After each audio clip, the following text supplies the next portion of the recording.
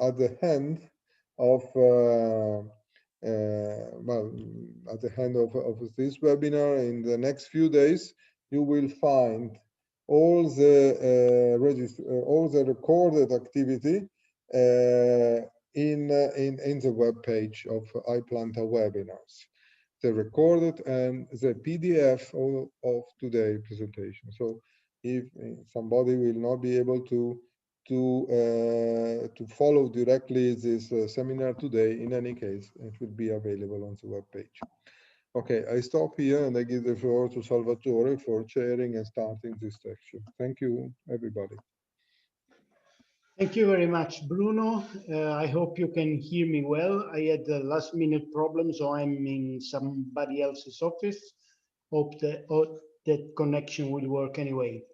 My name is Salvatore Arpaia. For those of you who do not know me personally, I am an entomologist working for Rna, a public research center in Italy, and in iPlanta, together with Angie Dietz from JKI in Germany, we co-chaired the working group on biosafety. The biosafety, as we intended here, and I briefly mentioned this in my talk last week, is a kind of framework. It's not just activity, pure activity, but is a way to work together with those who actually develop innovation. Well, in our case, in agriculture, but it's the same in other fields. Because we think that having the opportunity to work on the safety of any innovation very proactively in an early phase of development would help to have our new products or new technology receive a better acclaim from the users, the end users, being these customers or consumers.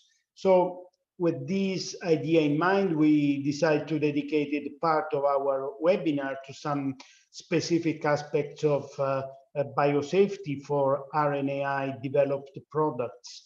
We have had already some lecture last week, and today we will go deeply on some aspects of biosafety.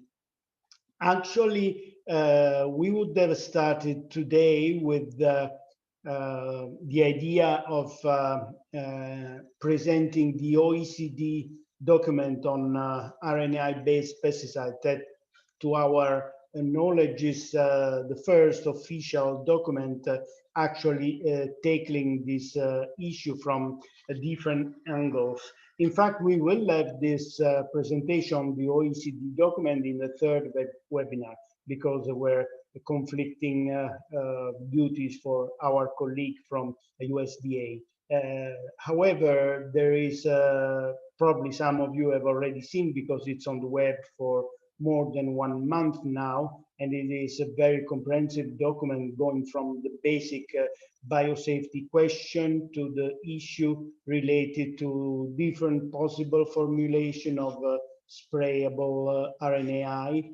And also there is a chapter on the uncertainty still that we have at the moment. So it is very interesting that we will have the possibility to discuss this wide document in our next webinar, because there is a lot of details about this RNAi pesticide. We have just heard last week that several companies are ready to submit dossier for approvals of this product. So it is likely that they will be part of our pest management activity in the next future. I will please ask Jeremy to take care of the question for this first talk, because first talk is mine. As I said, we have postponed this one regarding the OECD document, so we will have 4 talks this afternoon. As Bruno already said, it will be possible to ask questions to each speaker at the end through the chat at the end of each presentation, but we will also have a final discussion at the end of the 4 presentation in order to bring possibly some more general issue about this topic. And now I can, well, I don't have to introduce myself again, and I'm start with my own presentation.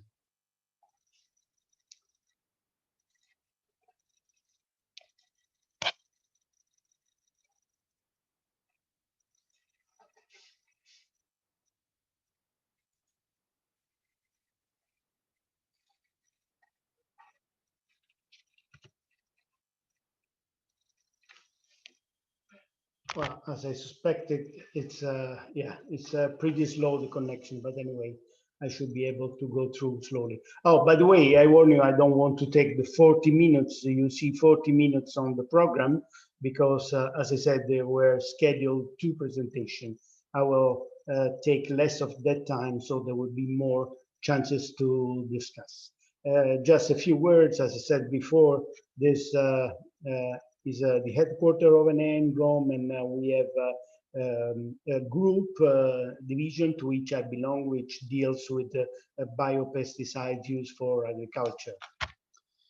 So when it comes to RNA interference, it is possibly already very selective. Well, one of the main interesting aspects of RNA interference when used for crop protection is indeed its high selectivity. This high selectivity comes clearly from the mechanism, because there is a specific base pair, well, a series of specific base pair complementary mRNA, which are the target of our double-strand RNA.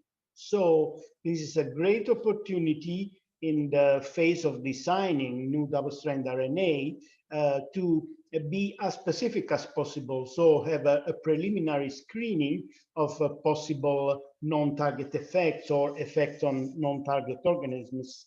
And part of both my presentation and the presentation by Olivier Christians later will deal with some aspect of this. So it's important that we think that from the very beginning we have the possibility to have a quite nature-friendly product using double-strand RNA. Even though there is a group of possible effects, environmental side effects that have been either hypothesized or actually proven experimentally.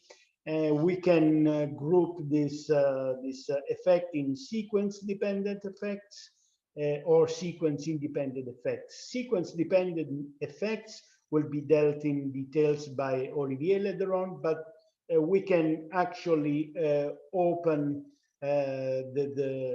let's say the view on this effect that could be 2 types of effect. One is off-target gene silencing, because clearly just by chance, due to the large size of a pest genome, it could be possible that even though we designed this double-strand RNA quite specifically, there could be similar sequences in the genome. So theoretically speaking, there could be other genes whose activity could be silenced.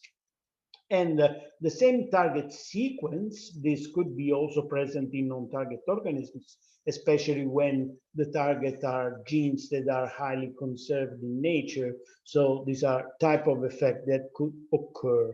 Independent effects have been mostly hypothesized so far. There is no much experimental work done in this respect, but this could be due, generally speaking, to 2 types of mechanisms: the immune stimulation, which could lead to some interference with a regular RNAi interference mechanism, which is quite spread in many organisms, and the saturation of these RNAi machinery. Any risk evaluation, of course, needs to take into consideration both the exposure and the hazard, because even though there is mechanism proven or possible, clearly this does not immediately becomes a risk unless there is together quite high hazard and likely exposure. So I will examine briefly these two aspects of the general risk equation. Traditionally, the environmental risk assessment, at least when applied to crop protection, is as a long story, basically with use of pesticides in agriculture. And this is based on two main pillars: use of a set of surrogate species that are used to assess the toxicity, then the hazard, and having this tiered approach that starts with proving under worst case scenario possible adverse effect in laboratory studies, and if necessary then move at mesocosm or field studies if problem at lower tier arise. When the guidance document of the European Food Safety Authority on GM plants was published, I think that this is the first case in which the importance of the receiving environment was discussed even more deeply than when usually done in document dealing with pesticides. In fact, the EFSA document describes the receiving environment as a combination of the stressor. In this case, it's only the GM plant in the figure, because the figure is taken from the guidance document, but could be any stressor in this case. So what is the stressor? It is a genetic modification, it is a pesticide, it is a new variety, whatever. And what is the intended use? So where this will be used in agriculture, in which cropping systems, in which areas, under which conditions. On the other hand, there is clearly a difference, inherent, I would say, difference in the receiving environment due to different climate, soil, water, altitude, type of flora, type of fauna, type of other cropping system that are nearby. And the third of this triangular component regards the farming system, because just to remain in examples of pest control and insect pest control, which is the area I'm more familiar with, you can think that it's not strange to find in different areas different crop protection practices for the same pests or for the same agroecosystem. So this approach was aimed at triggering more thought about the differences that are in the environment that could have implication for environmental risk assessment. This approach was also taken up by some states outside of Europe as well, and is now included in the rationale on which the Conference on Biological Diversity deals with environmental risk assessment. And as I said, in this case, it was GM plant, but could be any stressor. The rationale is actually the same. Now, let's talk about a known case dealing with genetically modified plants, in which this monarch butterfly, the Danaus plexippus, has been originally chosen as one of the non-target, mostly because there was a quite alarming paper, I think was back in 1989, if I'm not wrong, which indicated, of course, that could have been some risks for butterfly when there is Bacillus thuringiensis toxins expressed in pollen. When there was this particular case discussed in Europe, this Cry1F expressing, it was, just reconducted at the previous risk assessment with this particular species. So the LC50 was so high that there was a favorable opinion by EFSA that about the safety of this particular event. However, later on, there were new studies conducted with European non-target species, which indicated that some species in Europe were much more sensitive to Cry1F, which was actually the opposite compared to Cry1AB, which had already been allowed for cultivation in Europe. So there was something that had to be looked at again because of new knowledge coming along. And based on use of a mathematical model, the EFSA GMO panel had to write a new opinion giving consideration to this different sensitivity of different species. So there could have been the necessity of having some mitigation measure. With that example, I wish to indicate some differences in the receiving environment, which are in particular relevant to our discussion topic today, which is a possible use of a bio-based pesticide, which is a RNA interference mechanism.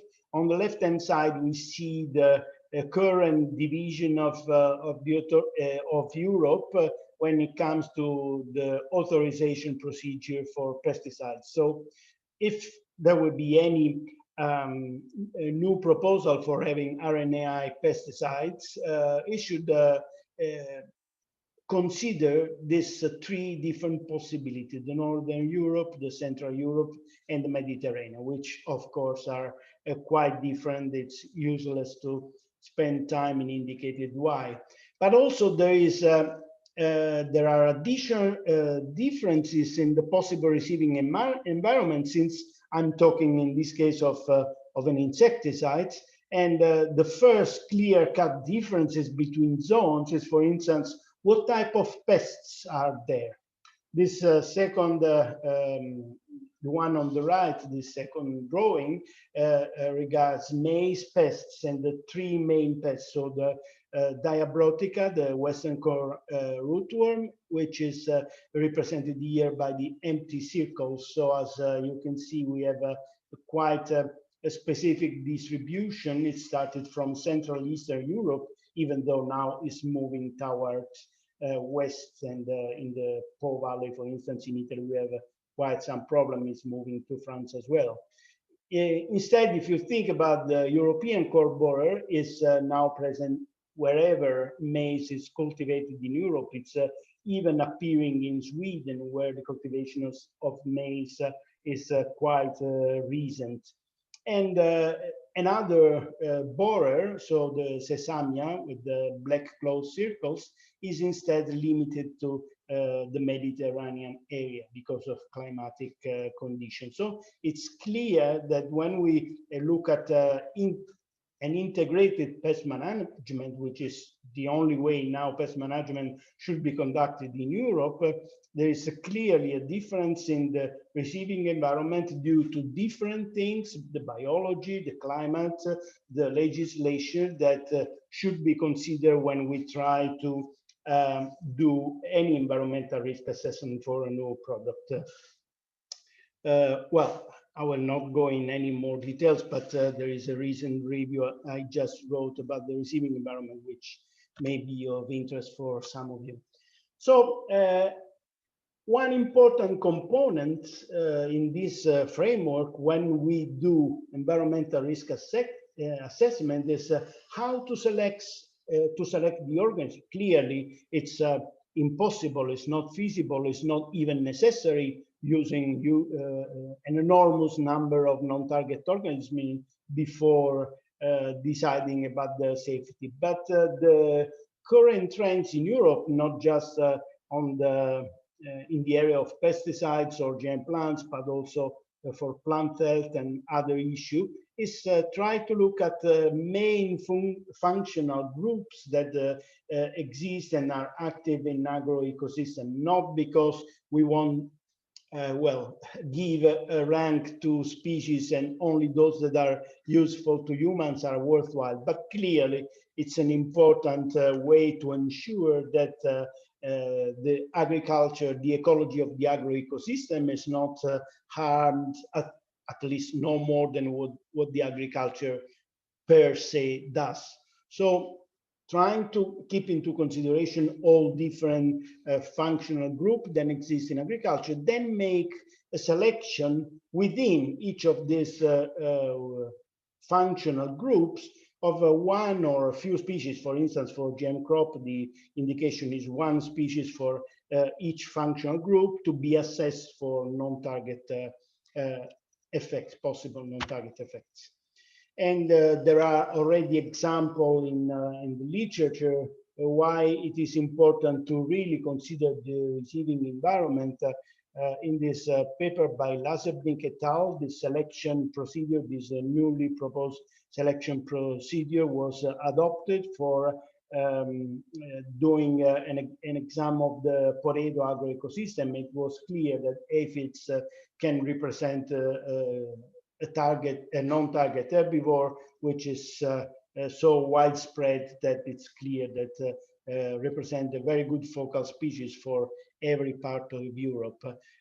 Difference was instead detected in this literature review by Van Capelle et al., who looked at a different group of soil organisms in 2 or 3 European areas. And for instance, one peculiarity in Spain where this Lumbricus friendly compared to other areas in Europe, it's much more common than Lumbricus terrestris.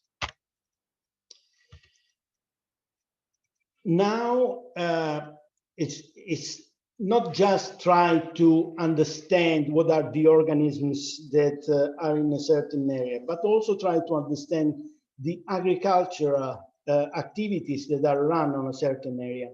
This is a paper of mine for a few years ago, in which we were looking at the possibility of introducing genetically modified plants, BT expressing genetically modified plants, in a certain area. It was southern Italy. It was just a simulation, of course. GM plant cannot be grown in Italy up to now. So the idea was, how about if we have the same gene but used in 2 different crops? In particular, the idea here was look at what would be the exposure if we have pollen, in this case, either canola or maize, expressing BT Cry1a protein in that case. As you can see here, it looks a little bit strange that maize flowers so late, but in this area, the main use for maize is a silage maize. So it flowers a little bit later than grain maize. So as you can see, the exposure analysis of the same theoretical stressor, so a certain protein that could harm Lepidoptera, which are non-target, if it happens in April, there are dozens of butterfly, very common near agricultural area, while if we go to the maize cultivated area, the range is so restricted because due to the dry hot condition, in this case, there are only a few species active. So clearly the exposure analysis, even within the same receiving environment, may be completely different. Now, let's concentrate on, again, on RNAi. Why we think that also in this particular case, the species selection is an important aspect of our discussion today. First of all, because we know that the efficiency of double-stranded RNA is quite different among insect orders. The arthropod, which have been so far proven to be the most sensitive to double-stranded RNA, it's clearly the Coleoptera beetles. They are used even as a model system. There is variable efficiency among other orders, and of course we could have possible target not just in Coleoptera, even though the first product which is on the market is a maize resistant to western core rootworm. But there could be other target, and for instance, there is a lot of nice studies on on Hemiptera. Well, clearly there are a lot of studies on Drosophila melanogaster as a model system. So some Diptera are sensitive, but as I said, this efficiency goes lower and lower, and Lepidoptera so far are among the insect order in which effect of RNA interference seems to be low. Even within the same group of Coleoptera, there is this recent paper by Pan et al., which is in fact a continuation of studies by Haller et al., in which they have looked at, of course, it's important to see since they belong to the same group of a possible target in Coleoptera, they have tried to look at the possible effect on ladybirds, Coccinellidae, which are still Coleoptera, so theoretically quite sensitive, though they are important predators in many agroecosystems. So this is for sure an important non-target organism group of non-target organisms we may want to look at. And even within the same family of Coccinellidae, there is a quite clear difference in sensitivity. These are laboratory experiments, so clearly under a worst case scenario with a very high amount of double-strand RNA given to this beetle. And as you can see, Coccinella septem punctata was the most sensitive, the most sensitive, and the least sensitive was instead the Podamia convergence, with these two species showing an intermediate sensitivity. Even though we know that double-strand RNA can enter the insect body via ingestion or via cuticle or spiracle, the terminal of respiration, the only fact that the double-strand RNA enters the body of an insect doesn't mean that there is an effect, because we have several mechanisms that may stop this double-strand RNA entering in the cells.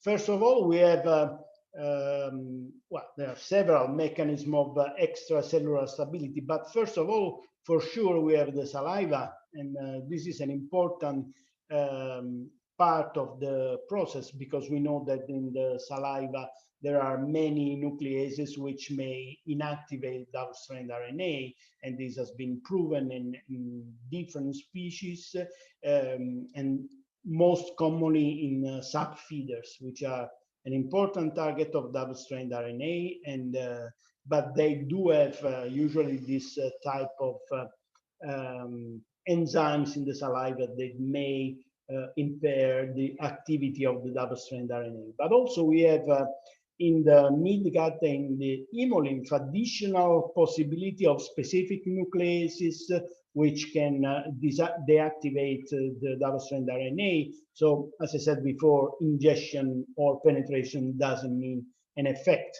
And here I just put a few examples, this one on Lepidoptera, and this one is this study by Prentice et al. In fact, they studied very similar species, two Curculionidae species, and there was a quite a clear difference in the RNAi efficacy, even though there was uptake of the double-strand RNA. And finally, we should not forget what kind of mechanisms there are in place. Again, sorry, my examples are mainly with insects due to my expertise. Well, the first system elucidated was Caenorhabditis elegans, where these systemic defective proteins were first identified. Then over the years, some similarity to this SID1 protein in different species of insect have been discovered. Now they are called more common SIL because are similar, are not exactly identical to SIDs. But even though different group of these SIL proteins are known to exist in many insects, it's not clear if all of them and under which mechanism they work. And also we have the clathrin-mediated endocytosis in insects. So that's why I said there are so many steps after the ingestion that only if all of these are matched, we can talk about the real physiological exposure. Otherwise, could be an external exposure. Maybe we spray our RNA-based insecticide on plants, but at the end, there could be no effect. And just to mention last point here is that even after the uptake, it seems that one of the mechanisms that impairs activity in the Lepidoptera, for instance, is the lack of change of double-strand RNA. This double-strand RNA is not actually split in single interfering RNA in some cases. Again, the possibility of lack of physiological exposure, which of course it's a good thing for when we think about non-target effect, but it's something that instead those who are developing double-strand RNA pesticides have to look carefully in order to have effectiveness in the product. So at the end of all this possible combination, I just summarize here, well, taken from this EFSA publication in 2018, I summarize here the high variability that we can see in many different orders, even within nematoda. It's not that all nematodes react like C. elegans. We will have a talk later on, which is very relevant to what I'm talking about, the kind of formulation of pesticide, because we have heard already last week there will be different possibility of different co-formulants which should help in overcoming this barrier that exists in insects. Well, hopefully, especially the barriers in the target insects.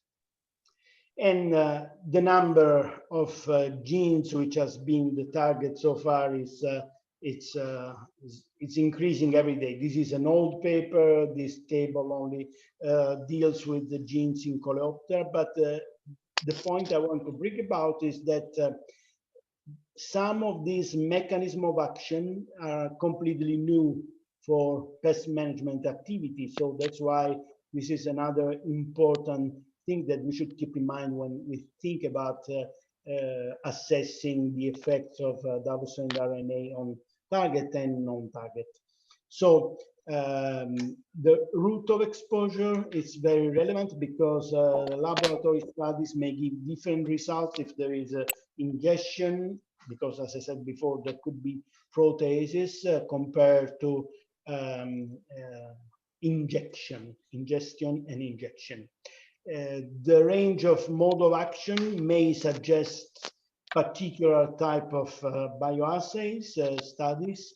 We know that many of these double-strand RNA are expected to give effect at different time, for instance, or having only transient effect. So these are things that should be help in focusing the bioassays.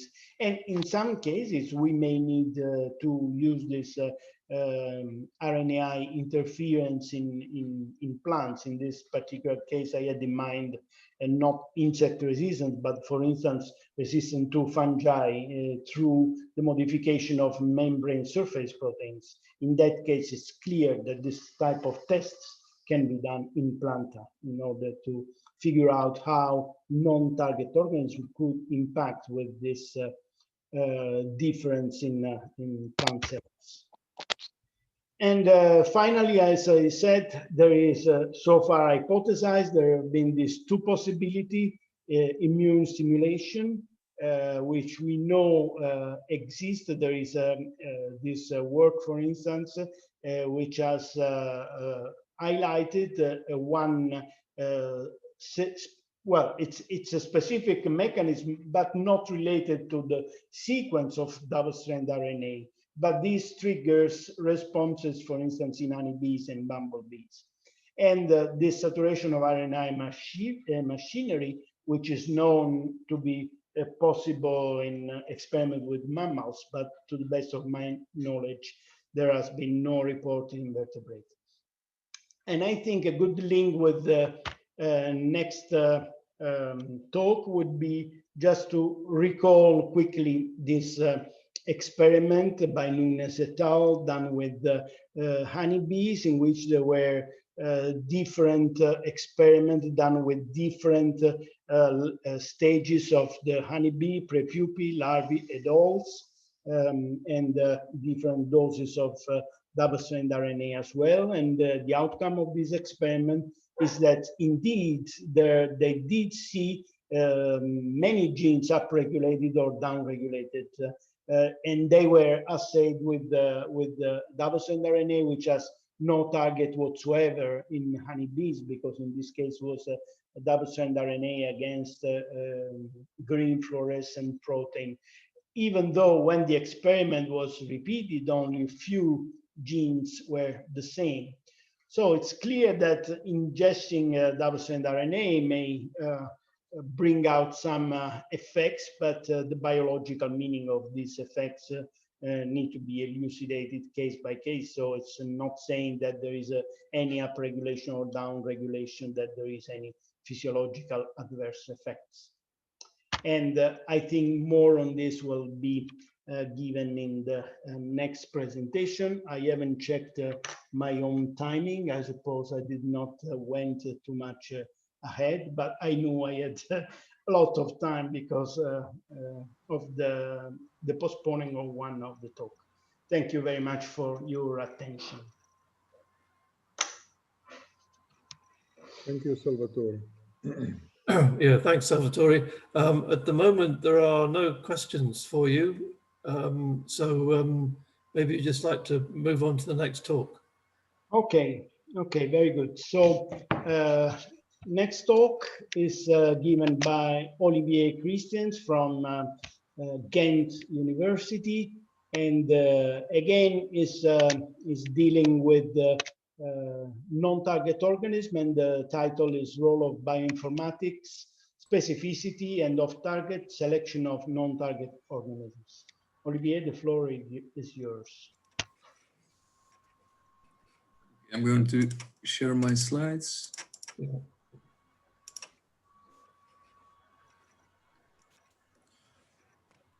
I assume everybody can see this. If not, let me know something. So yeah, in this presentation, I will give a talk on the potential role of... Sorry to interrupt, Olivier. Yep. Go ahead. Salvatore, could you turn off your screen for a minute so that we can also see Olivier?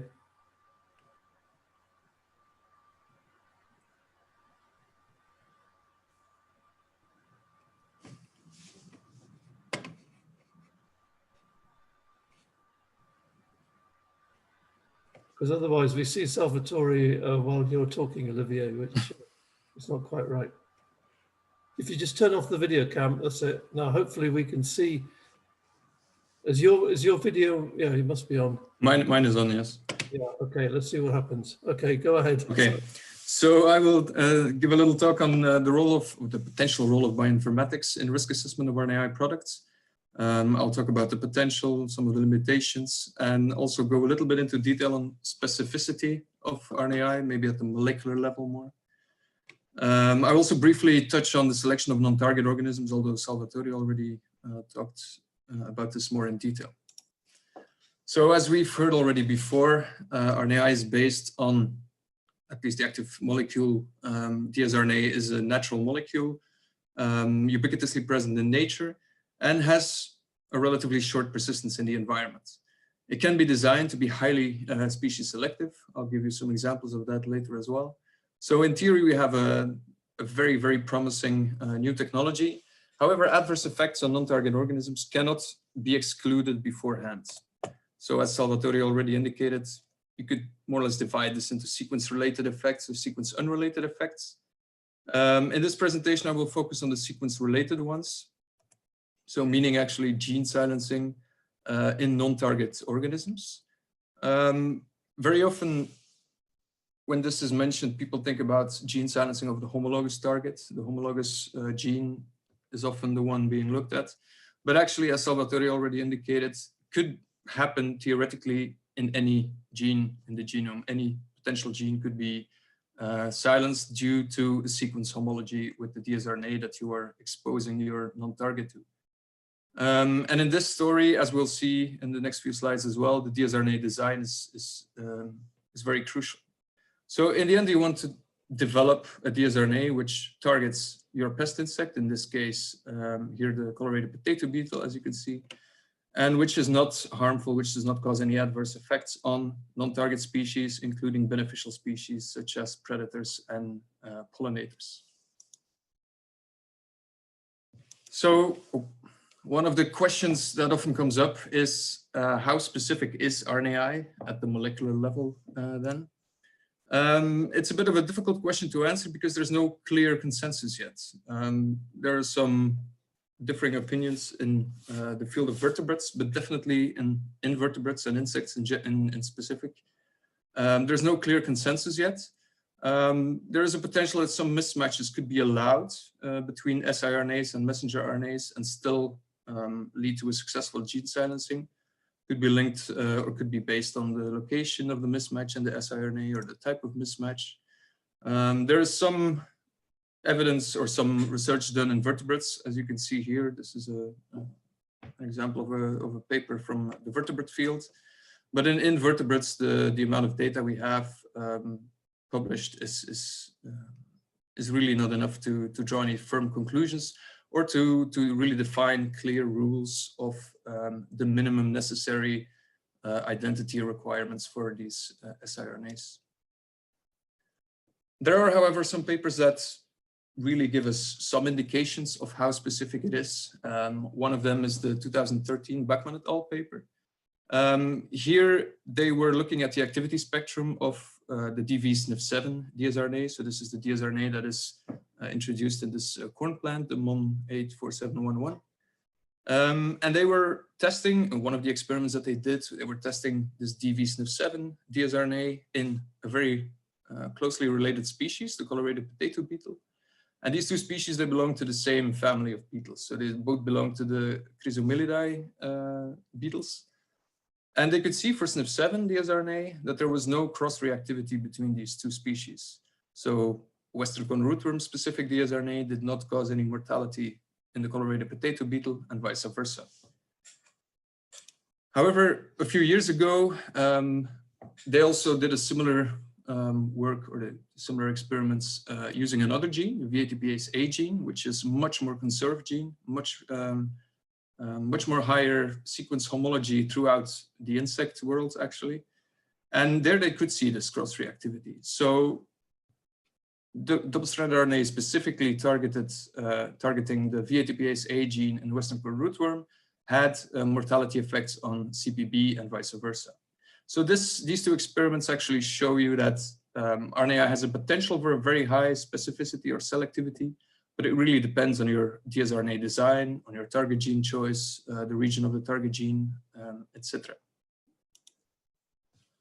So within that same study, the Bachmann et al. 2013 paper, they also looked within this family of Chrysomelidae species, whether they could find any information that could link sequence identity or sequence similarity to potential effects in a non-target species.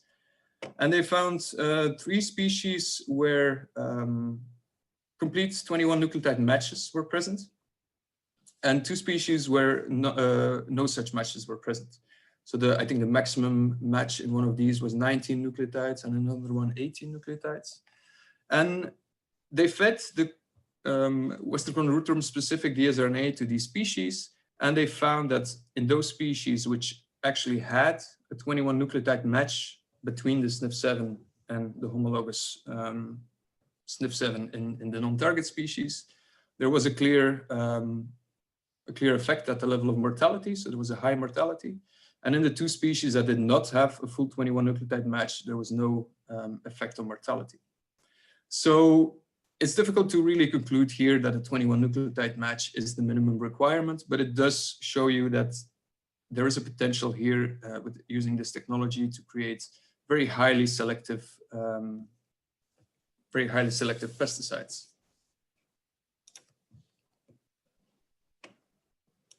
Another paper I would like to discuss is one where they tested or they looked at the effects of, again, Western corner rootworm specific dsRNA targeting the V80Pase A gene on monarch butterfly larvae. So they started from a worst case scenario in these experiments. They chose a very conserved gene, the V80Pase A, as I've mentioned before. They chose a very conserved region of the gene, and they also exposed these insects to a concentration of dsRNA that is 1600 times higher than the Western corner rootworm LC50. At the siRNA level, so at the sequence level, you had several 21 nucleotide matches and an even higher number of 20 and 19 nucleotide matches. So in theory, there was a potential for some off-target or some non-target effects here. However, when they fed this dsRNA at this concentration, they saw no effect in terms of mortality and also hardly any effect on the developmental time. However, in this study, they also included a control, kind of positive control to look for what happens when you feed the monarch butterfly specific dsRNA, and there also no effect was seen. So in this case, the lack of effect had nothing to do with the sequence identity probably, but was just a case of a very low RNAi efficiency in this Lepidopteran species. So this is definitely something also to take into account when talking about non-targets in a risk assessment context. So another paper I would like to discuss a bit further is the Haller et al. 2019 paper. So I think Salvatore already briefly brought it on. He was actually referring to a follow-up paper from Pan et al. And what they did here is, again, starting from DV-SNF7 dsRNA, feeding it to two ladybug species. One is Adalia bipunctata, the other one is Coccinella septempunctata. And they saw quite some different results in these two species. So in Adalia bipunctata, there were 6 full 21 nucleotide matches with the dsRNA targeting the DV-SNF7. And no mortality was found compared to the DSGFP treatment. There was a slight effect on the longer developmental time, but only a very minor effect. However, in Coccinella, there were 34 21 nucleotide matches, so a much more conserved sequence there, and you had a very high mortality compared to the DSGFP. So at first sight, you might think, okay, the sequence has a higher homology, many more 21 nucleotide matches, so that explains for the higher mortality. But actually, they saw when they were feeding the species-specific dsRNA that there's also, even between these two species, a big difference in RNAi efficiency. So this Coccinella septempunctata simply seems to be much more sensitive to dietary RNAi than Adalia bipunctata. So also from these data, it's actually difficult to really get a good idea of how strongly the sequences need to be similar or identical to achieve any meaningful gene silencing. So to conclude this first part, when people ask whether bioinformatics can be useful in risk assessment, I think there are a few aspects to take into account. One of them is the fact that the available genomic data we have at the moment is quite limited. If you think of the fact that there are over 1 million insect species, and we have a few hundred invertebrate species at the moment that have genomic data available publicly, it's really difficult to think about using bioinformatics as a really predictive tool, especially if you consider it as a kind of replacement for tox testing. Another problem is that the genome coverage is, of course, most often not 100%, so you can always miss some effects using bioinformatics. You could use, well, there's the I5K project, which is doing a great job in trying to increase our genomic data. There's a potential to use transcriptomic data because that will allow us in a relatively quick way and a relatively cheap way to obtain a lot more sequence data from a lot of species. But in any case, it will never give you really a clear idea, I think, especially now at this stage of what is happening. And a second important aspect, I think, is the one that I've made just before, is that the fact that there's no clear consensus yet on necessary sequence homology. So we don't know whether mismatches could be allowed, how many siRNAs you have to have matching with the target or the non-target gene. If you, for example, have a 300 base pair dsRNA, you have a pool of 280 potential siRNAs. If one of them has a complete 21 nucleotide match with any gene in the sequence, will it lead to any substantial gene silencing? Maybe in a super sensitive insect, but in most insects, probably not. So the fact that you're working with longer dsRNAs is obviously also helpful in that aspect, because it will kind of dilute any potential effects that any single siRNA might have. And I think one other factor that is perhaps important to take into account in the future as well, and is one that has not often been discussed yet, is the fact that there's variability in siRNA length between different insect species. So this is a paper that was published last year where we were also involved. And we were looking at the length of siRNAs, so the siRNA length profile in different species. And we found that in different species, you had different lengths of siRNAs, or at least the predominant siRNAs can have different lengths. So in the Lepidopterans polytrichzigua, we found predominantly 20 nucleotide long siRNAs. In the locust, the migratory locust was predominantly 22 nucleotides long. In the bumblebee, Bombus terrestris, also 22. In Trichoplesiani, 20 nucleotides long. And then, of course, in Tribolium, we have the more familiar 21 nucleotides. Also in Drosophila was confirmed there was 21 nucleotides predominantly. So we have these differences between species. It could be evolutionarily conserved between different orders. But of course, these differences could also have an effect, perhaps downstream at the level of this siRNA efficiency. So this is also, I think, something to take into account, and will make it a bit more complex if we would really want to define clear rules on necessary sequence identity. So I think to conclude, I think we can say that bioinformatics is definitely super useful for dsRNA design. It will help us to kind of minimize potential non-target gene silencing as much as possible. However, at the moment, I think it's unlikely to be very useful in risk assessment, especially thinking of using bioinformatics to kind of replace some of the tox testing. I think will be quite difficult. It could, however, be used for maybe a more rational, a more intelligent non-target species selection. You could perhaps argue that for a dsRNA that is designed to work against a beetle species, there might be a case where you could argue that, okay, using more beetle species in your non-target selection could be a good choice. Also taking into account the efficiency, does it make sense to use a lot of species that are completely insensitive to dietary RNAi? It would probably depend also on potential non-sequence related effects. But I think in terms of on non-target gene silencing, this would probably have less of an effect.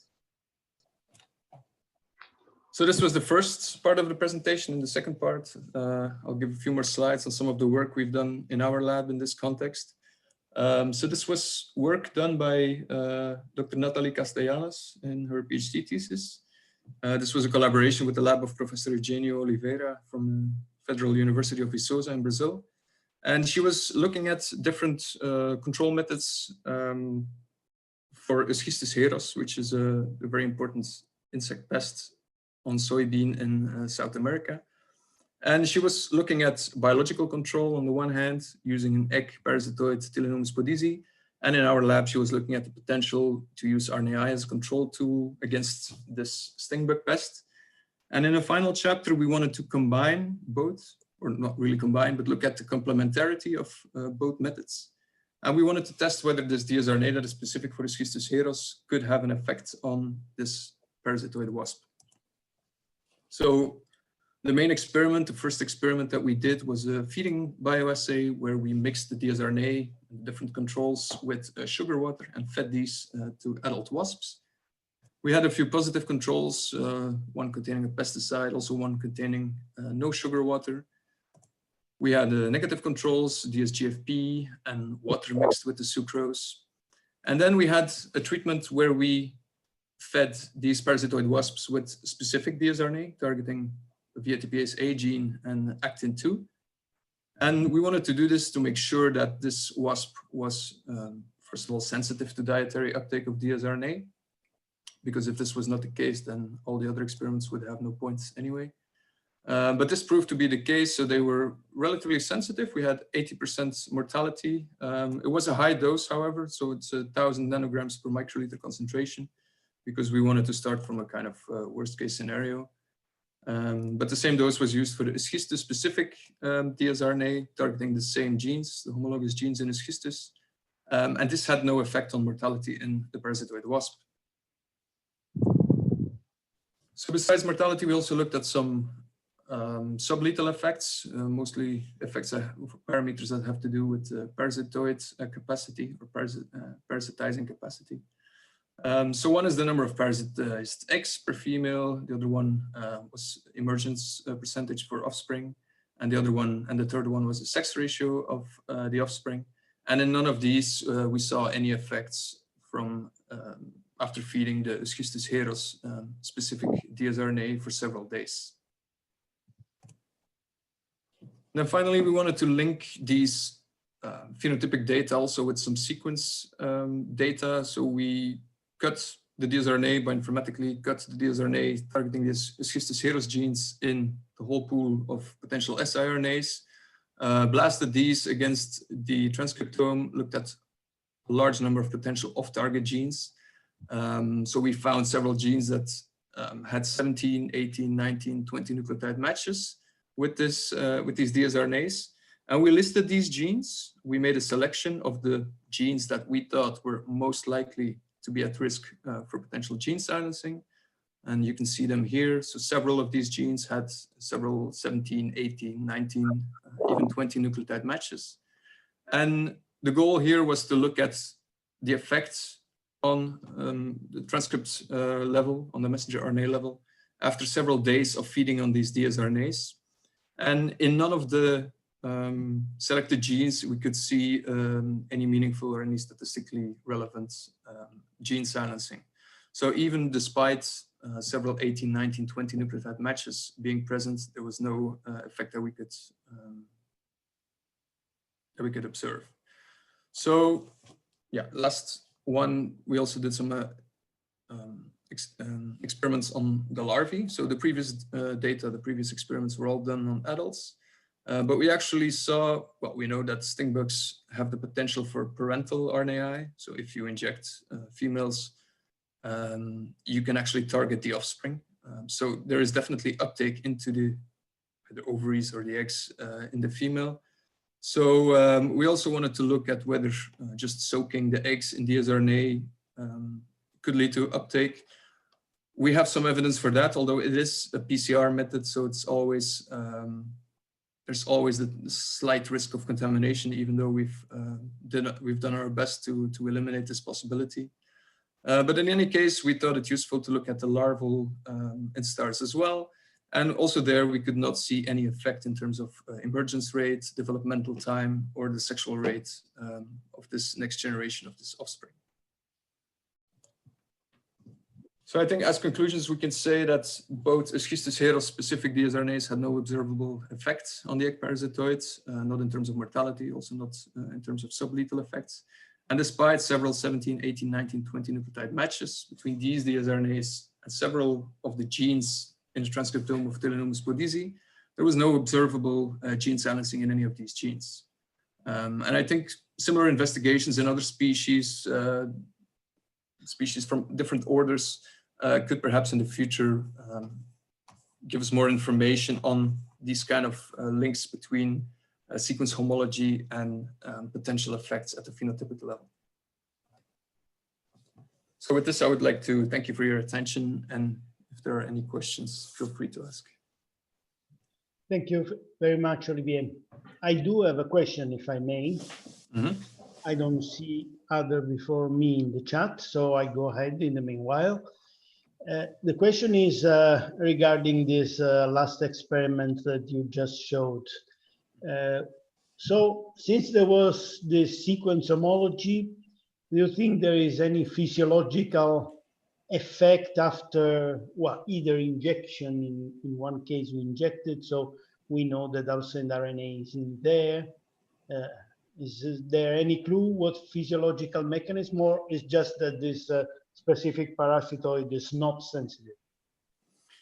No, well, so we've tested this, the sensitivity of the parasitoid itself using dsRNA that is specific for the parasitoid. So it was sensitive.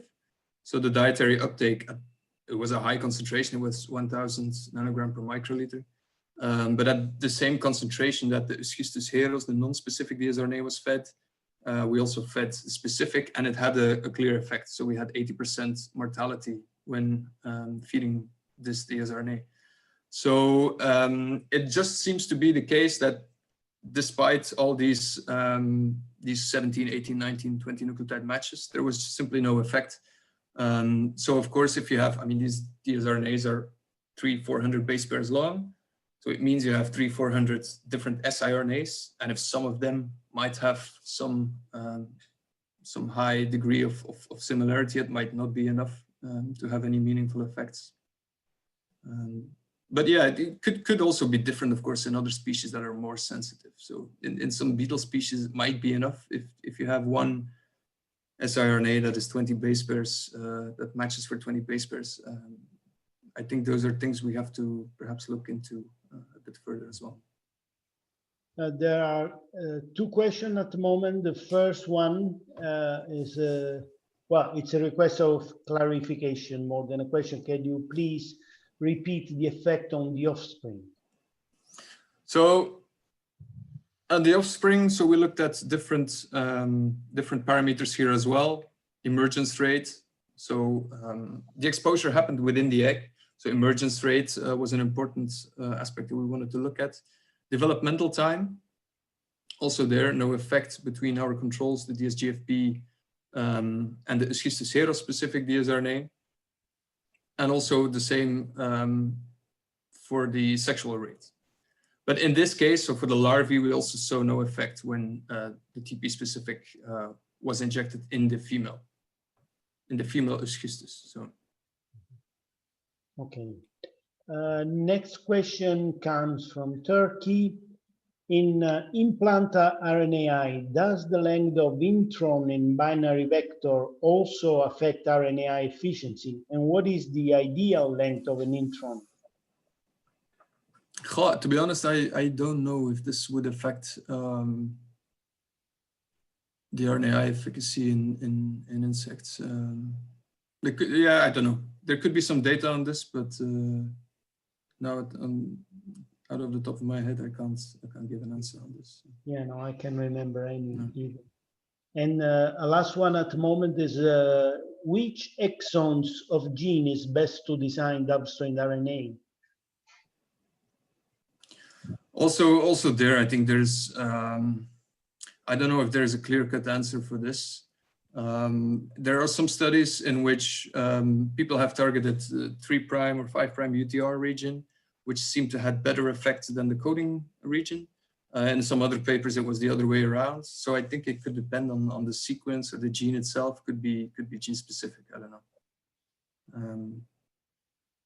But perhaps I don't know. People that have more experience with large scale gene target discovery might have a better idea on this, I think.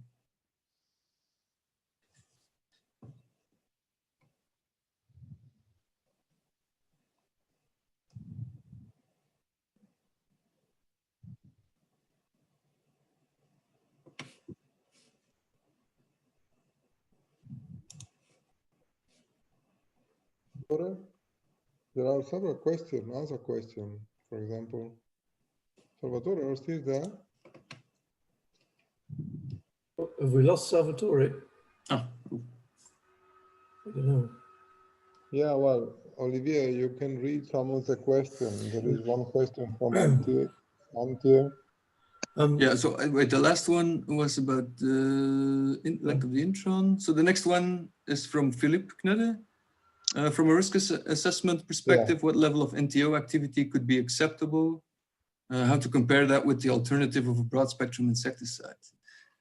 Yeah, that's of course always the question. Is it a problem that there is some activity on NTOs if the activity is much less than the products we're already using? I think it should always be a comparison to the situation today in the field. And if a product is more selective and has less of an impact on non-targeted organisms, I think it could be. Oh, Bruno, can you mute? Could be a useful addition to the toolbox. Yeah. Salvatore just told me that he has a problem of connection. So please, Olivier, complete to answer the question. Okay. There is another one below from Francesca and another, the last one from Antje. Then we stop. Yeah. So regarding the UTR question, indeed, from a specificity viewpoint, a UTR region will be much less conserved. So from a specificity viewpoint, it might be a good idea to do that. But for some genes, it might be less efficient, I guess. But it's definitely worth a try, I think. And then parental RNAi in insects. Then from parental RNAi. Yeah, so indeed, thus far, I don't know of any cases where siRNA amplification in insects has been shown. Sometimes I wonder in some beetles whether it could not be the case, but because they're so sensitive. But in any case, there is no evidence for it. So indeed, the siRNA. So what we see in sting bugs is that, especially with injection, is that there must be uptake. So if you inject in the hemocoel, there must be uptake somewhere in the ovaries. In some insects, it's actually been shown that it's quite difficult to reach the ovaries. So there might be some barriers, some additional barriers there as well. But of course, if an adult sting bug would be feeding on the siRNA, the amount of siRNA that is likely to end up in those eggs is extremely small. So I would not expect to have any effects or any big effects in the next generation there anyway. Okay, so let's stop here. I continue for the moment until Salvatore will connect again. So thank you, Olivier. We stop. Thank you very much for your presentation. Really, really interesting. I think that it's a key point in all the system related to the use of RNA technology. So in designing the sequencing and trying to understand if it works for us, and then it's not having any effect on no target organism, target organism. And so let's maybe one more thing. If there are any more questions, feel free to send me an email. Yeah, so we will my email address is at the end with the discussion. Yeah. Stop to share your presentation. Okay. And now we have next presentation that is from Michelle Wassenegger. Is Michelle connected? Yes, I suppose. So Michelle, try to share your screen and your presentation. Michelle is having a presentation on application methods, plant uptake, and systemic activity in plants. So that's another really interesting topic. So Michelle, this is the floor for you. Thank you, Bruno, for the introduction and the invitation to give this talk here. Michelle, can you speak a little bit more louder? So increase your voice. Okay, maybe I'll take the microphone closer. Yeah, is it now this it's better. way? Now it's better. Okay. Wait. Okay. Thank you for the invitation to give this talk here with more than 150 participants. It's quite bright audience. And I will give a talk probably on this few points that are indicated here. First of all, we need to know what we would like to do with the RNA, and in particular in plants or on plants. And then we have the application methods to introduce RNA to plants. And there are two differences that might be very important. One is whether we want to go into the plant cell or whether we would like to put the RNA on the surface of leaves and stems and so on, which we can call foliar application. And then we have to talk in this conference here about the plant uptake of RNA, and then what is systemic activity of RNA in plants. Okay, let me start with a nice cartoon from Thanasis that was published recently, which is quite helpful to introduce the different things we are interested in.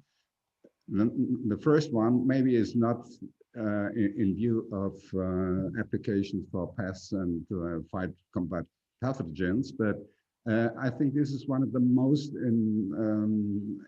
analyzed technique that worked in plants, and how RNA interference at least was discovered in plants quite early, already in 1990. And this is the green indicated here, means this is well established and works fine.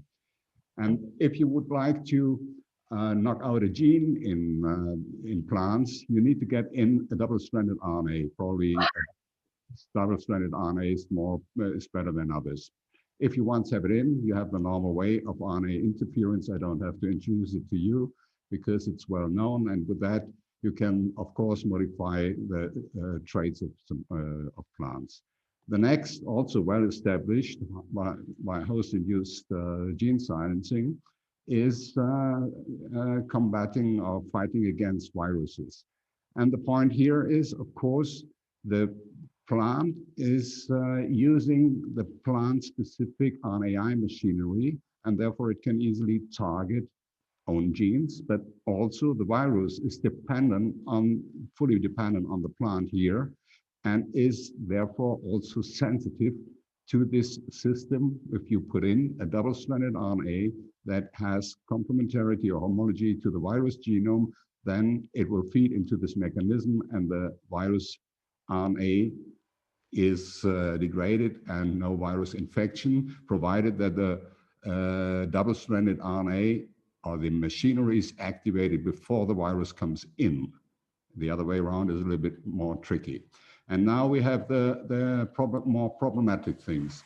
This is first insects. We heard a lot of it before, and there we have to discriminate between the plant-feeding insects and the plant-sucking insects. Plant feeding means insects are taking the entire leaf and they eat everything what is nice for them to eat, and therefore they will take up the double-stranded RNA or any RNA wherever it is, on the leaf, in the leaf, and some specific compartments of the leaf, and so on. And this is, I think, could be well managed. By plant-sucking insects, it's a little bit more difficult, because if you put in a double-stranded RNA into the plant cell, then it will be processed by the plant machinery, this machinery, and not by the insect machinery. And we just learned and saw a nice image cartoon of the different specificities of insects, or also other pathogens, including the fungi, where maybe not the 21s are the most efficient RNA degrading molecules. It could be a 20 nucleotide long, a 22, and so on. But when we put in a double-stranded RNA into the plant cell, it will be a 21 most in predominantly. And then it might not act on this sucking insects. That could be a problem. The same more or less applies for attack by a fungus. And there we have the two ways. The one type of fungi is eating up more or less the entire leaf, and the other is growing into sometimes into the cells or into the apoplast, and therefore it's also difficult to get the RNAs into the organism that we would like to kill. Okay, then let's go into detail what we can do and what will happen. Well demonstrated, as I said, is the silencing of plant genes. In particular, if we are targeting a transgene, then we can deliver RNA trigger molecules in a local way, transgene silencing. In a systemic we see systemic transgene silencing, and we see introduction of transitivity that was just in the talk before, where it's not clear whether insects have this transitivity mechanism to produce secondary double-stranded RNA, so to amplify the input RNA. Targeting of a typical endogene is a little bit more problematic. Upon local delivery, we can have also local transgene silencing without problem, but it will not become systemic, and we usually do not see transitivity. However, we can deliver the RNA trigger molecules in a systemic way. By that, if we target a transgene, as with a local induction, everything is on. If we target an endogene, we can get systemic transgene silencing, because in the systemic delivery, we have it in all cells, and therefore it's becoming systemic for silencing, but we have no induction of transitivity. And now let's rank the best methods for this procedure. It is transgene, of course, host-induced gene silencing. We have virus-induced gene silencing. We can apply or deliver 22, for plants, 22 nucleotide long siRNAs, because they induce transitivity. By that, we can amplify this system here. But we can also directly deliver siRNAs with other sizes or other properties.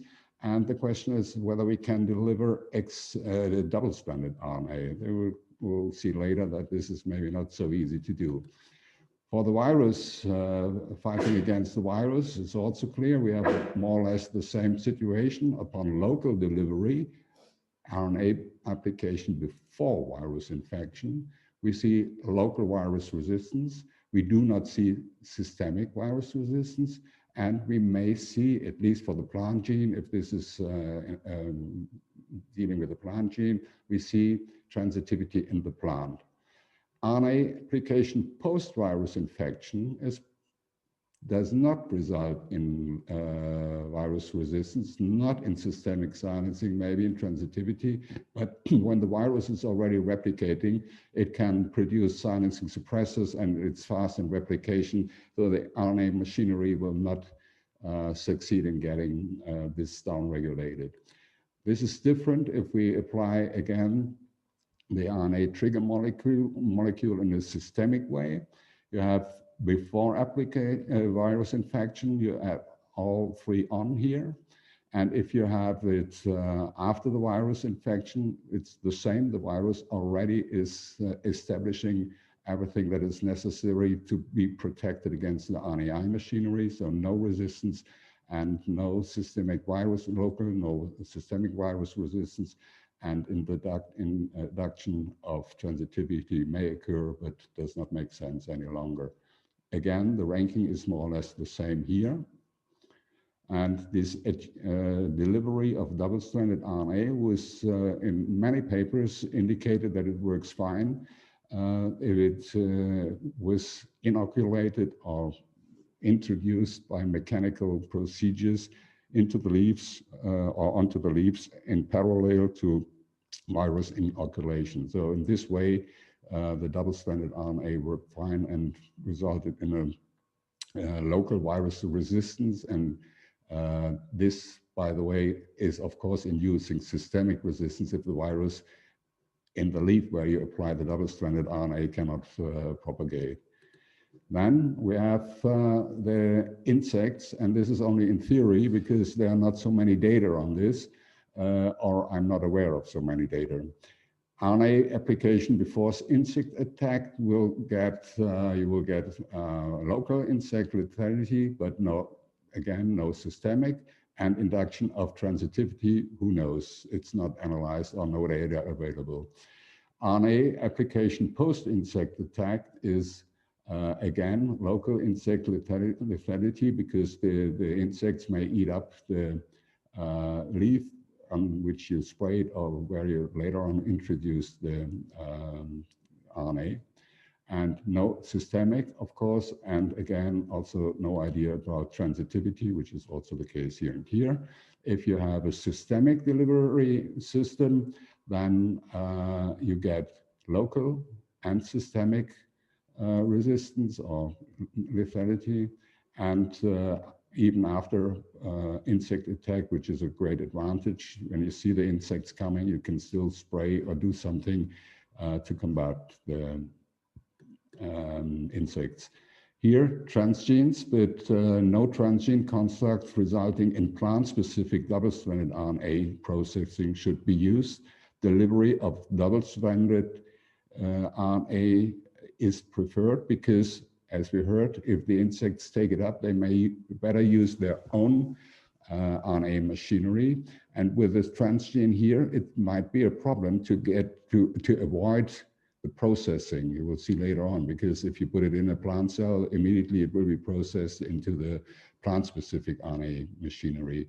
Virus-induced, maybe some people in the audience know better, but I have seen no report that virus-induced gene silencing was used to combat insects. Okay, finally, we have the fungi, and this is very similar to the insects. We can get a local lethality, but also here, the idea of transitivity or the induction of transitivity is not so clear. Also, you get resistance or lethality before and after attack. And the same applies again for systemic delivery of RNA, local and systemic, local and systemic. And also here the ranking is again transgenes, but not those with a that is processed by the plant. And exogenous delivery of 22s does not make any sense because you don't want to have induced transitivity. It only makes sense if the pathogen that you would like to kill is preferring 22s instead of 21s or 20s. Okay, then the summary of the most promising or effective RNA application methods. Here is the methods, and here is are the problems and feasibility. Transgene is fine, no public acceptance. Feasibility of trees in our forests is hardly to manage. If they are already 100 years old, we cannot wait that long. We need something that protects the adult trees and old trees. Costs might be manageable. The exogenous delivery of double-stranded RNA, public acceptance might be high. Feasibility for all plants is high and the costs are low. Disadvantage of target effects are high. And we have the exogenous delivery of siRNAs, public acceptance, okay. Feasibility, okay. Costs probably high because synthesis of these synthetic siRNAs is much higher than the production of double-stranded RNA, although we can, of course, use the specific dices to get the double-stranded RNA process into the siRNAs that we would like to have. This might be for the future a good method, but in any case, you need an additional enzymatic step. Therefore, I think the costs will be always higher. Virus-induced silencing, okay. Public acceptance, I don't think that, although in Netherlands there were some field experiments with this approach, but I don't think that this has good chances. The feasibility, of course, is for a lot of plants manageable and low costs. And finally, we can deliver siRNAs of 22 or whatever length, and we can try to induce transitivity in the target organism if they have this kind of mechanism active. Acceptance probably high. The accessibility for few plant genes only, because we do not know very much about all the different plants, how to get in, and they introduced the RNA, and feasible methods have not been developed so far. Pure data on pathogen transitivity available, as we discussed already, and costs might be high, and also the target effects could be high. Okay, next, the application methods that we have to introduce RNA to plants, and first, into plant cells. Transgenes is clear. You have a transgene, a hairpin construct, and this is processed into with a constitutive promoter, and then it's processed into plant-specific siRNAs. If you would like to have it pathogen processed, then you probably need to have tissue-specific promoters, something like that, that in cells that do not have an RNA plant, RNAi machinery, and then maybe the pathogen will take up the double-stranded RNA and do processing with its own machinery. Plant processed with siRNA applications can be done by using artificial microRNA constructs. I have no idea how this can be managed with pathogens. Then we have the second, the trunk injection that we developed. And there could be a chance to get it plant processed by using double-stranded RNA, and this is what we are just analyzing, plus some carbon dots, for example, or peptides that may allow to get it from the xylem into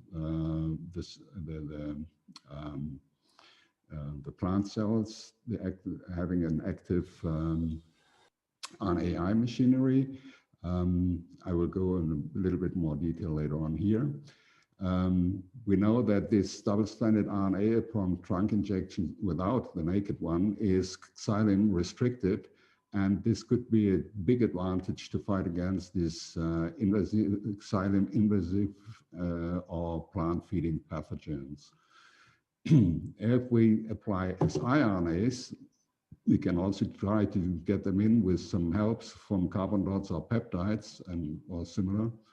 And the same with plant-specific siRNAs. We can also try to put in siRNAs that are with for example, 22 nucleotide long, 20 nucleotide long, that are specific for the pathogen, and try to introduce them using these helping components.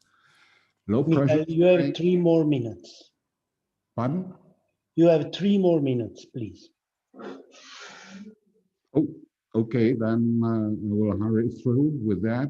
And maybe I will go to some more recent data and concerning the low and high pressure strain of double-stranded RNA. And in our hands, we see no silencing of the GFP. If we use our siRNAs, you see here, the dots clearly coming, but in all our double-stranded RNA experiments, we do not see anything. And we had a look at the profile of the small RNAs here in a plant expressing the GFP. As you can see, there is no blue in this flanking regions. This is the double-stranded RNA that we sprayed. And this means there's no transitivity, no antisense secondary siRNA. This is wild-type sprayed. And all what we see is probably degradation of the double-stranded RNA that we sprayed. And there is no significant enrichment of a 21 or a 22 or a 24 nucleotide long siRNA. Thus, we conclude that these are all degradation products. And there you have, of course, sense and antisense. The good news are the carbon dots. Although we first had some carbon dots from the Bristol lab in UK, and we asked for the method they use. And if you have a close look here, you have to take sandpaper to rub the surface of the leaves. And then you have to test plants twice, daily, morning and afternoon, for 3 or 5 days, and then look what happens. And this is, of course, not feasible. But nevertheless, the paper from Schwarz et al. Was quite promising. And interestingly enough, we have this lupazole from Bayer that Schwarz et al. Used from BASF that Schwarz et al. Used in the Bayer group. And if you process this carbon dots, you can get the extinction measure, and then we put it onto a Cepadex column to purify, and then we sprayed it low pressure on the GFP expressing plants. And for those who are not familiar, you might think this is nice silencing, but it is not. This is silencing, but better pictures, and they were really reproducible, is now seen here, where you have all the dots and indicating that indeed you can get the small RNAs, small interfering RNAs, with the help of carbon dots into the plant cells by low pressure spraying. There's a delay compared to our high pressure spraying, but it works really nice. So then I have to go or skip these slides and come to the final point of what's activity. Oops. And there, I think it's interesting what we do. We want to have, would like to have its symmetric activity in the plant cell. Then we have to use a transgene. We can use wicks, or we can use carbon dots. Or do we want to have it active on the plant? Then we can spray without enter into the plant cell, or we can have it systemic in the plant. If it's restricted to the xylem, it will not be processed. But whether it goes into roots, we have not analyzed, but it's in the plant and not outside of the plant, and may stick a little bit longer in the plant cell. So unfortunately, I have not tested the length of the talk and have to stop right now, and may thank you to the audience and open for a few questions. Thank you very much, Michael. Sorry for pressing you a little bit, but we will have time if there are questions to still make a question during the final discussion. I also have one which I will keep for the final discussion. So I can now introduce our last speaker of the session, Joshua Fisher from Bayer. He will talk about the persistence of double-stranded RNA in the environment and formulation affecting persistence, another very relevant issue for biosafety. Joshua, the floor is yours. All right, thank you very much, and really enjoyed the session today, and thank you to the speakers for the invitation to speak and for everyone for dialing in. And so, yeah, I wanted to spend some time today sharing with you just an issue for me that's been front and center for really probably the last 8 to 10 years, and that's, thinking about persistence of RNA in the environment and how we can evaluate that, and then talking more broadly about exposure. And, there's a lot of exciting new developments, in terms of applications for RNA, but for the purposes of this talk, I'm just going to focus in on a couple principal examples, and the ones that we've really highlighted in the previous talks before me as well. The first being expression of RNA Implanta to confer agronomic benefits. A principal example being the expression of DV-SNF7 RNA in maize, in MON 87411 maize that controls rootworm pests.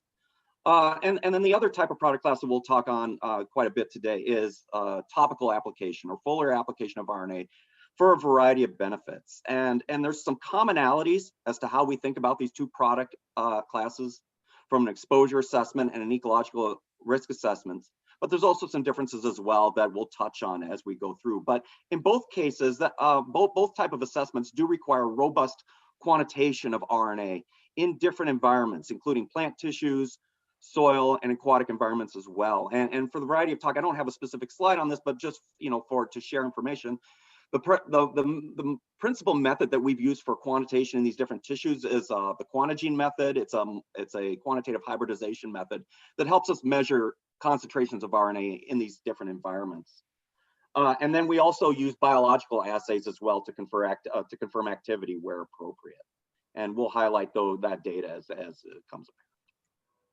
But before we get into the details of some of the work we've done in this area, I just want to take a step back and revisit how our exposure assessments sit in the broader framework of the ecological risk assessment that's driven by problem formulation. And We like to highlight this slide because it really drives home the appropriateness of this approach for evaluating the environmental safety of RNA products. And for those who aren't familiar, the basic concept of this problem formulation is we're developing conceptual models for how the product is going to be used. And we couple that information with characteristics of what we know about the RNA product, as well as protection goals, those entities in the environment we want to protect. And we use that information to then develop analyses plans and risk hypotheses that we can test. And those can really be bucketed into two different areas, one being the effects testing or hazard assessment, which the previous inspectors spoke on a little bit, but also we work in the area of exposure and how our valued entities in the environment, what levels are they going to be exposed to RNA? And then when you have those two pieces of information, you can pull that together and draw risk conclusions. And the attractiveness of this approach is the fact that it's hypothesis driven, and it's also iterative, meaning as you gain information, you can go back and refine your hypotheses and develop your testing plan. And what that means is this approach is not only amenable to testing products for which we have a long history with and we know a lot about, but it's also adaptable to new and exciting products in this space, including all these RNA products. And just to touch a little bit more on conceptual models, I'm showing you an example of one that was drawn out for DB-SNF7 expressed in corn rootworm maize. And what these models do is they help you start to map out your analyses. And what they do is they link your product to entities in the environment you want to protect. And when we start thinking about exposure assessments, it really starts in this case with the expression of the RNA in the different tissues. And you can use those expression values to drive those initial exposure calculations before you do any sort of refinement. Similarly, for a sprayable RNA, you would use application rates. They kind of serve the same purpose. Again, it's that initial assessment or that initial exposure to those entities in the environment and those NTOs they care about. And that also helps inform on species selection, a topic that both Salvatore and Olivier talked about in their talks as well. And like I mentioned with problem formulation, these conceptual models, you can tailor them to any proposed use pattern for an RNA product. Now, beyond exposure directly to non-target organisms, we can also consider exposure into downstream environmental compartments as well. And for the example here, I'm talking about in-plant expressed RNA. Again, we're talking about expression of RNA across these different tissues and growth stages. And to do with that information, you can quickly arrive at an estimation of a maximum exposure level to these organisms in the environment. And then when we think beyond that direct exposure, we start looking at the compartments. Well, plant biomass incorporation into soil is really considered that primary receiving compartment for any plant-produced nucleic acids that enter the environment. And from there, then you have the potential for downstream exposure. You either have direct exposure to organisms in the soil or herbivores that are feeding on that decaying plant matter, but then you have also the potential of movement into surface water and sediment that can be evaluated. Now, for a topically applied RNA, we think about it in many of the same ways, but instead, that initial exposure information, rather than plant expression, we're looking at application rates that really drive that initial model estimate as to what is going to be in the environmental compartments. And it should note that these models are largely based on small molecule chemistries, and they tend to be highly conservative. And that's before you take into account some of the challenges we've noted in terms of rapid foliar dissipation. So in fact, these models tend to overestimate the levels of RNA that are expected to be found in the environment. But similar to what we talked about in Planta, soil deposition of that RNA is still likely to be the principal receiving compartment. And then you have the similar types of downstream exposure, not only of terrestrial soil organisms, but possible movement into surface water and sediment that can be characterized as well. And so for the next section, what I'm going to talk about is a little bit of the data we've generated looking at the persistence of RNA in these different environmental matrices. And so starting in the terrestrial environment, one of the principal tools that we use to evaluate persistence, and this dates back long before RNA products, and it applies to BT proteins as well, are laboratory microcosm studies. And the reason we use these studies, they provide quantitative degradation rate estimates that you can use to inform your risk assessment. As I said, they have a long history for being used to determine these rate estimates for Bt proteins as well as small molecule pesticides. And what the advantage of these studies, these microcosm studies, is that they enable robust replication and sampling so you can quantitatively assess those degradation rates. And I'm showing an example down here on the left. This is work we published with DV-SNF7 in 3 different soil types. And we used 2 different methods to measure both the concentration and activity of DV-SNF7 RNA applied to soil. And what you can see by the 2 charts or by the charts here is that following a short lag time, we saw rapid dissipation of RNA in all 3 soil environments.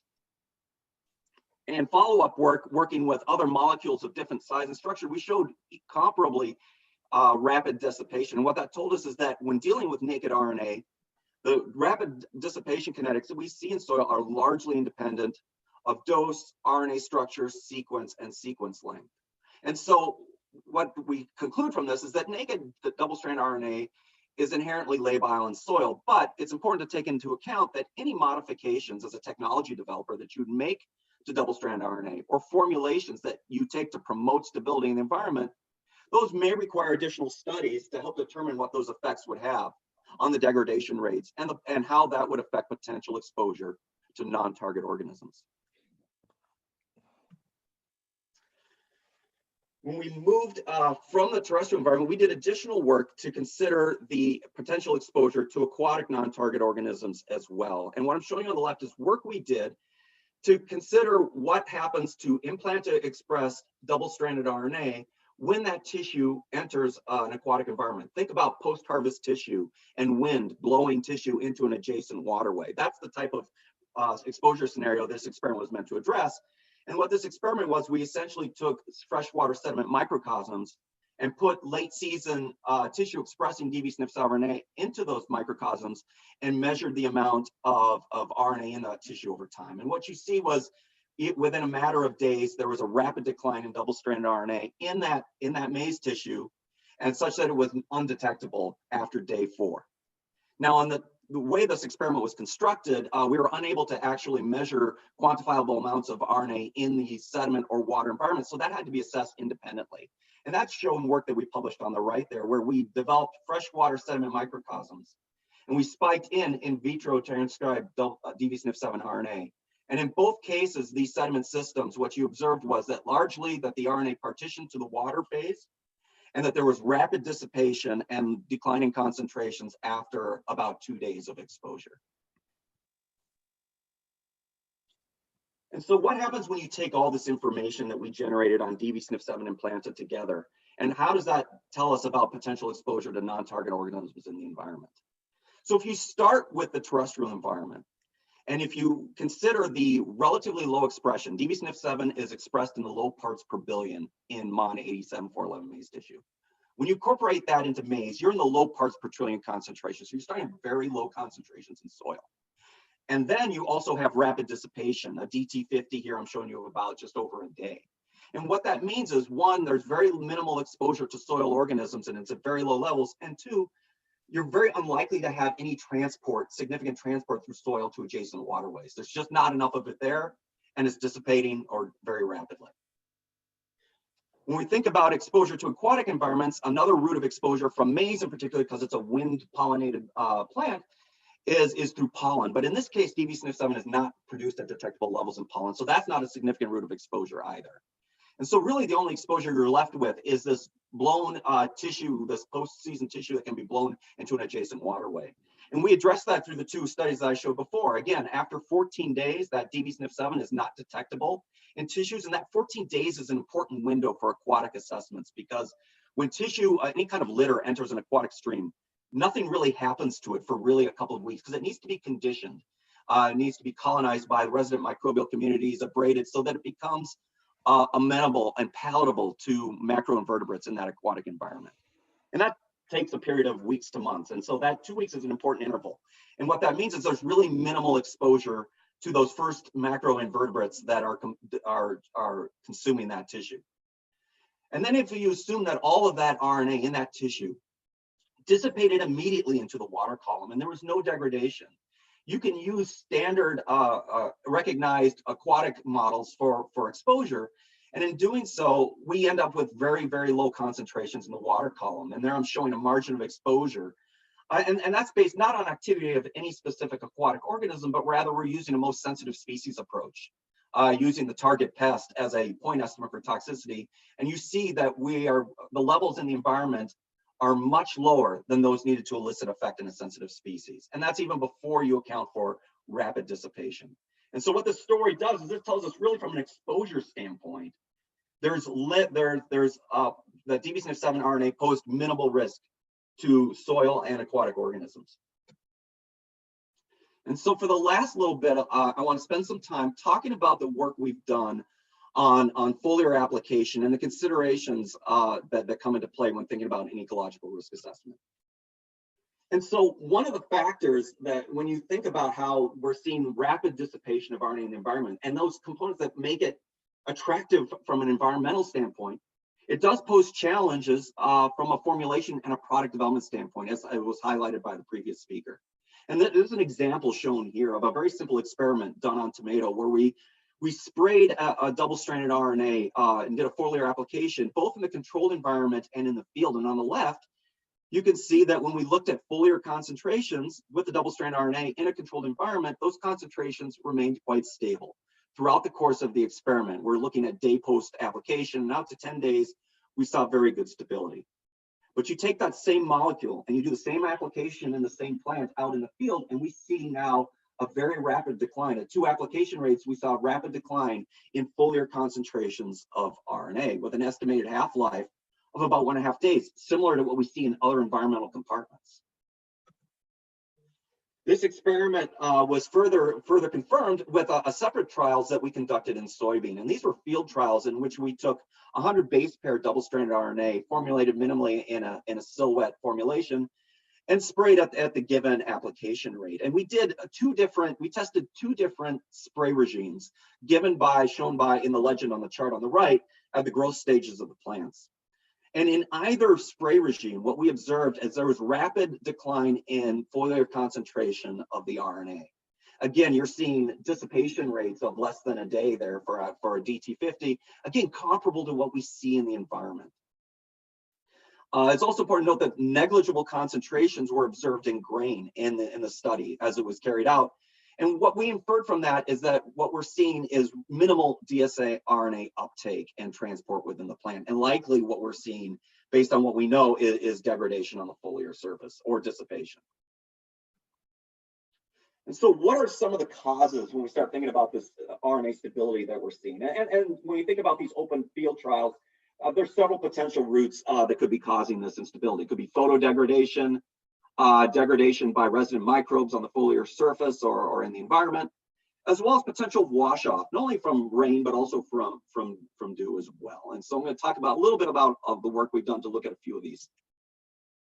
So we did one in vitro experiment where we used a photochamber to simulate a sunlight environment. And what we observed based on the rates you see on the chart there is that over the course of the experiment, we saw no decline in the amounts of foliar applied RNA. And what we take from that experiment is that in the use of the photochamber to simulate sunlight, that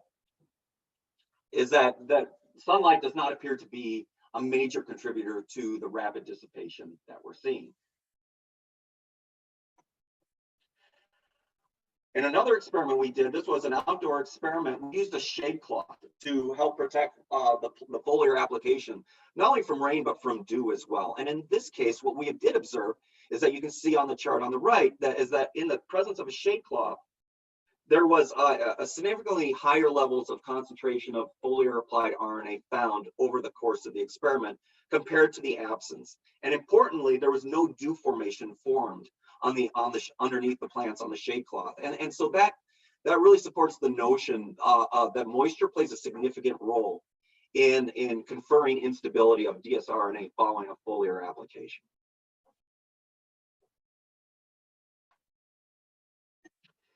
And so this is just some initial work that we've done in the space, but I want to conclude talking about a little bit about how we think about that in the broader case of the ecological risk assessment. So from a high level, when we start thinking about these exposure assessments, the RNA products, whether they be Implanta expressed or applied as a foliar, they're amenable to using conceptual and quantitative models that you can apply to these molecules, regardless of their product concept use. And you can use those to calculate conservative estimates of environmental exposure. And then using some of the techniques that I showed before, both the Quantigene method as well as insect bioassay, you can measure RNA in these different environmental compartments, and that can help you revise or refine those initial exposure assessments to get a more reflective real-world exposure. And that helps better inform your ecological risk assessment. What we've observed so far with double-stranded RNA products is that inherently they have a low potential persistence in the environment, and that includes looking both at soil, entry of Implanta-expressed tissue in aquatic environments, as well as sediment and surface water. And finally, when we start thinking about formulating an application, foliar applications, the stability and the topic of these topically applied products is likely influenced by these environmental factors. And that can be taken into consideration during our problem formulation and developing our risk hypotheses in developing the ecological risk assessment. And so with that, those are the slides I have today, and I'm happy to stop and take questions if there's time. Thank you very much, Josh. Quite interesting lecture. The time is up, but actually there are several questions waiting, so I will actually use this question to start the general discussion. I don't know what's wrong. Can you still hear me? Yeah, I can hear you. Okay. Just in case, I know that Jeremy and Bruno are ready to replace me. Okay, let's start with the first question. And this would be, what would be the best delivery system for field application to control plant-sucking insects? Also, considering that double-stranded RNA is most efficient for uptake and activity in insects. Okay, so I mean, that's probably a question better suited for the folks working in product delivery. So I would certainly defer to maybe one of the previous speakers if they have some thoughts on that one. Okay, so let's move to other questions, then we call to other speakers. I am wondering if it is possible to assume that dissipation of RNA in soil is equal to degradation. Clay and other surface active particles have a strong capacity to absorb nucleic acid and decelerate their degradation. Is there conclusive evidence that RNA is in fact mineralized in soil? Mm-hmm. Excellent. So that's an excellent question. So we do know a bit about this topic, and so dissipation, certainly in some cases, we've done some work in that space directly, and for work that we didn't share here, but we've shared in previous presentations that does indicate the potential for degradation of RNA in these environments. Now, yes, we have observed that clay can bind to RNA more tightly and soils with high clay capacities bind the RNA tighter than others as other soil types. However, it should be noted that the extractable fraction of that RNA degrades. What we see is we see the same dissipation rates as other soil types. So while it can bind it tighter, we don't necessarily see that a difference in persistence from that standpoint. Now, the point about mineralization is a good one. So first of all, there is some old publications that look at that in general. Nucleic acids, if you take radio-labeled those nucleic acids, in fact, you get mineralization, evolution of radio-labeled carbon, depending on the type of label you do. So you do see that. And there was recent work also published by Kimberly Parker at Washington University that radio-labeled double-stranded RNA. And what it showed was that there was rapid degradation of the RNA in soil extract solutions, and then it was incorporated into larger molecular weight species, which the presumption or the interpretation of that is that's being taken up by the resident microbial community. So that's a brief summary of what we know about that. But all evidence points to, yes, in fact, that it gets broken down by the resident microbial communities and then gets taken up.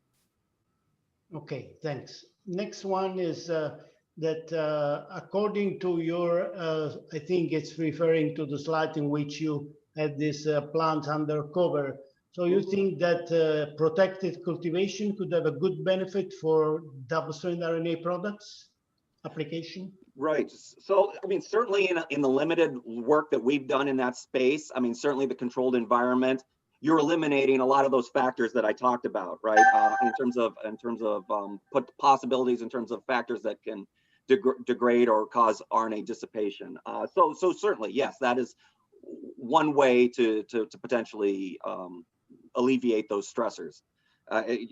It would be a product-to-product basis as to how amenable that is, depending on what product you're trying to use.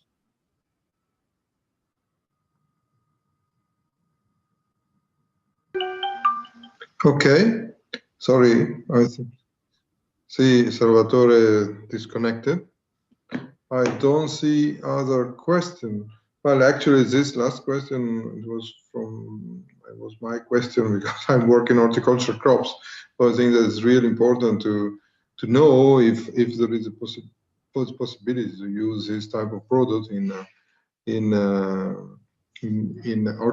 protected horticulture crops, and this is also very important because the issue of food safety, it's really important in that type of cultivation.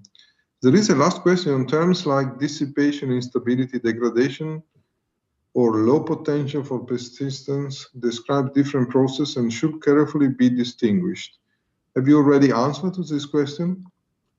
No, but it is a good point, and then they do have. I would just acknowledge that they have very specific definitions, particularly driven, originally from the small molecule world, and he's absolutely right that you have to.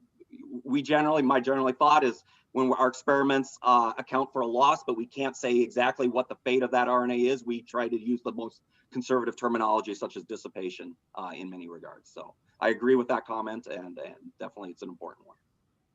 Yeah, I agree also that the terminology is really important. So to make it really clear, there's a difference on these different type of process. I agree that the other question, the first question, probably was not addressed to you, but maybe to Michael. The question was from Antje. So we can open a general discussion now. So continue with some questioning. There are some other questions, not only addressed to Josh, but also to Michael, Salvatore, and Olivier. But the question from Antje was, what would be the best delivery system for feed application to control plant sucking insect? Also considering that double-stranded RNA is most efficient for uptake and activity in insect. Michael, are you there? Yes, I am. Can you give an answer or your opinion on this? Or maybe also from Olivier? I think it will be quite difficult to answer this question right now. First of all, we need to understand completely the RNAi machinery of aphids, for example. And then we have to think about what is better to deliver. Is it double-stranded RNA indeed, or should we take siRNAs that are specific for the aphids? And if this is the case, we can maybe use synthetic siRNAs, and using carbon dots, we can probably bring them into the phloem, and this could be a good help. Of course, if it works, but so far we have no data on that, we are currently working on that, it could be very promising to use double-stranded RNA with carbon dots. And they maybe, if they efficiently move via the phloem, then the processing in the phloem should not be very efficient, if at all. And that could be probably the best, right now at the moment, the best way to give it a try. Okay, thank you, Michel. Michael, Olivier, do you want to add something about this question? I don't think I would add much. Maybe regarding the siRNAs, I think I'm not sure if it's 100% clear whether in most sucking insects, whether siRNAs really work as well as with dsRNA. So we know that with some species like beetles, siRNAs are not taken up into the cell. So it could be similar with most insects. But there are some papers that seem to work with siRNAs as well. So it could be a possibility. But I would indeed say that you should find a way to get it into the plant, probably to get an efficient response in most sucking insects. Yeah, and another question is probably again for Jos and Olivier. Size and or conformation of the double-stranded RNA molecule has any influence on its fate in the environment? So, do you have a comment? Do you have an opinion on this question? Or an answer? I can talk a little bit about this one. So the information is limited, but what we know, so in our hands, we've tested not only the DV-SNF7 RNA, which is in its form that we use as expressed. It's a hairpin that connects the complementary strands. So that's the structure. It's a hairpin molecule. We tested that head to head with a true double-stranded RNA that was. The DV-SNF7, it was about 1 kb in size. We tested a double-stranded RNA that was 100 base pairs, so about 1/10 of that. It's true double-stranded in structure and completely different sequence. And both in soil and aquatic environments, we are not able to distinguish any difference in dissipation rates. So based on that, I mean, it's an N of 2, so it's limited. But so far, we've not been able to identify any molecules that have different dissipation rates from what we're generally seeing. So in some way, in any case, the dissipation rate is very fast in some way. So the dissipation is very fast. Well, I don't know, I don't see other question. Do you think that several of you touched the aspect of the formulation. So how far we need to develop? I think that it's another important hot issue to consider. Maybe we should also dedicate some more space on this in an additional webinar next. Like the delivery system, I'm sorry with Michael that we had to cut a little bit your presentation. Maybe we will be able to take this more in another one, because I think that delivering and formulation and delivery remain an important issue. So from your point of view, do you see some advances, at least in terms of formulation, that some new molecular, some new things? I can understand that maybe you cannot say too much, but what is the point? From your point of view, what is the importance of this factor of formulation in improving the efficiency of the double-stranded RNA product? Maybe Josh, I don't know, or eventually Michael. I mean, I do think that, conceptually there's a balance, right? In terms of, and it's going to depend on the product concept and the if it's pest control, the target pest. And so a balance between efficacy and environmental persistence is always going to kind of be there. It's always been there for any product that's ever been evaluated. And so it's just something that needs to be context. It's a piece of the context of the ecological risk assessment when thinking about those species that are going to be sensitive, the duration and routes of exposure. And so I don't have much to say beyond that, other than just saying that it's a factor, and everything right to this point is going to be case by case. Yeah. Okay. Any other comment from Michael? I think the population will be really a great issue. We saw a lot of data coming from transgenic plants, and this is what we would like to avoid. And so far, there are limited methods that allows us to introduce some RNA types into plant cells. And this is probably for a few applications quite, we need them urgently. And I think the carbon dots are, for the first time, really helpful to get the nucleic acids into the plant cell. And it's really important to analyze where we would like to have it, where we need it, and what kind of RNA we need there. And I think a lot of formulations may help, also to avoid probably the degradation of double-stranded RNA, but at least we need to get it into the plant cell then, and this will not an easy job and not an easy thing work to solve. Thank you. Yeah, maybe we can discuss on the possibility to consider again this issue and go more in deep in the discussion with some additional speakers. But okay, I don't see other question now, and I don't know if Salvatore is connected again. Well, in any case, at this point, I think that we can stop here. I want to thank clearly all speakers for sharing time with us and giving us and presenting such interesting results and ideas. And I think that also the attendance was quite high. We reached a top of 160 connected people. So, well, we can say that there is an interest on this work that we are doing, and we will continue to do it until, I said, we will have the possibility to do for the project. And I want to thank Salvatore for organizing and sharing this section, and clearly also Jeremy, that is always helping us in managing the organization of the webinars. And okay, so if no other question or comments, I would really stop here and say goodbye. Is there somebody that want to say something? From concept, somebody speaking somewhere?